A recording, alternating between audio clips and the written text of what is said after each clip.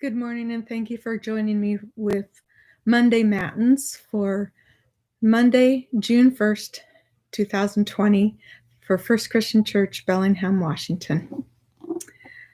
I know that we've all had heavy hearts recently as we watch the news, as we see what's happening around our country. I know we're filled with a lot of confusion and pain and grief, and that anger seems to pervade a lot of conversations. And so I thought we would just concentrate a little bit on that today. And so the proverb I'd like to read is Proverb 15, the first verse. A soft anger turns away wrath, but a harsh word stirs up anger. We used words from the Dalai Lama last week, and because anger is our theme for today, I thought we'll stick with the Buddhists, and we'll read from Thich Nhat Hanh today with his book, Anger. He writes these words in his chapter entitled No Enemies, in the section, Stopping Wars Before They Happen. The majority of us wait until a war breaks out in order to begin some kind of effort to stop it. Many of us do not know that the roots of war are everywhere, including in our own way of thinking and way of life. We're not capable of seeing the war while it is still hidden. We begin to focus our attention on the war only when the war breaks out into the open and people start talking about it.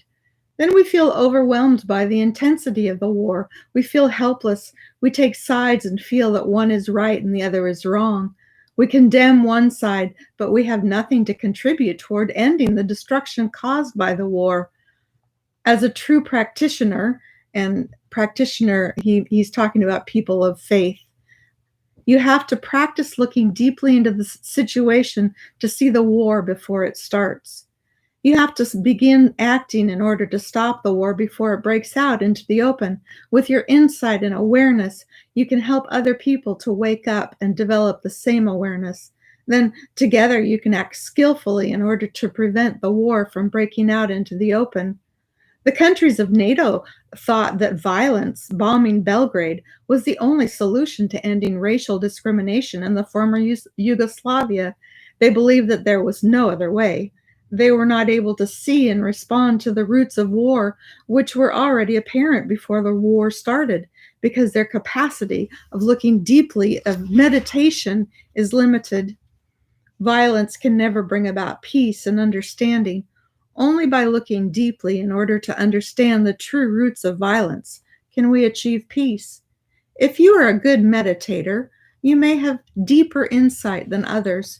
You may know better ways to stop racial discrimination without resorting to bombs or other violent means. There are many wars about to break out everywhere on the planet. If you are a really good person of peace, you should be aware of that and try your best, together with your community, to stop these wars before they blow up, causing extreme violence. If you want to stop violent interventions like the one in Kosovo, then you have to offer an alternative.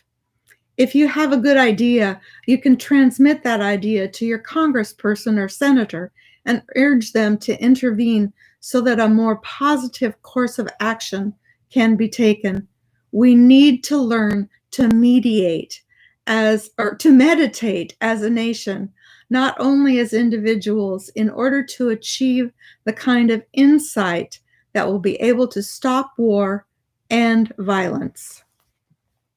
I guess we can mediate and meditate.